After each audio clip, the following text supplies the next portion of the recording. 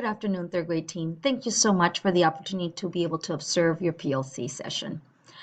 It was very refreshing to see all the structures that you have in place, the norms, the roles that you each played within that session, the agenda that really helped guide you to stay on task.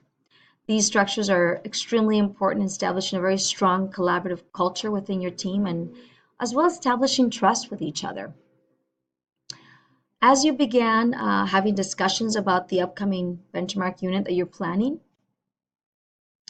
I began to think about how important it is to really have your standards with you, to make sure that you have your ELD standards and your Common Core standards to help guide you in your planning. So bring them with you and have them there during those sessions.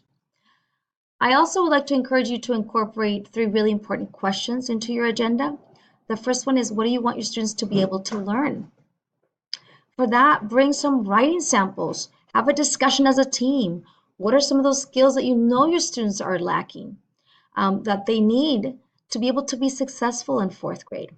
As an English learner myself, I know I was very quiet.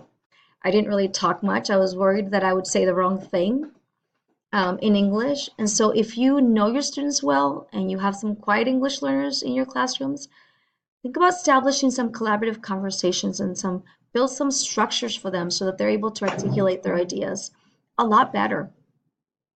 Another question to consider is, how do we know that our students have acquired those skills?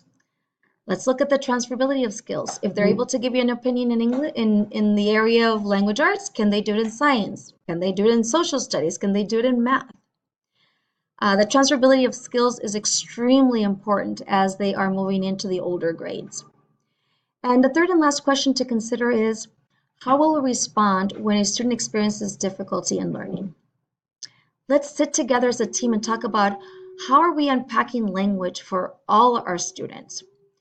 You have really large English learner populations in your classrooms, as well as students with special needs and students with social emotional needs. How are we making language visible for our students so that they can acquire the academic language that they need to be able to access those complex texts and benchmark?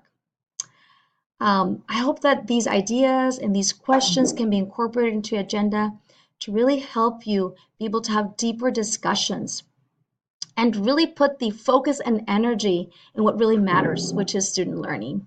Thank you, teachers. I wish you the very best, and I commend you for everything you do on a daily basis. Have a lovely day.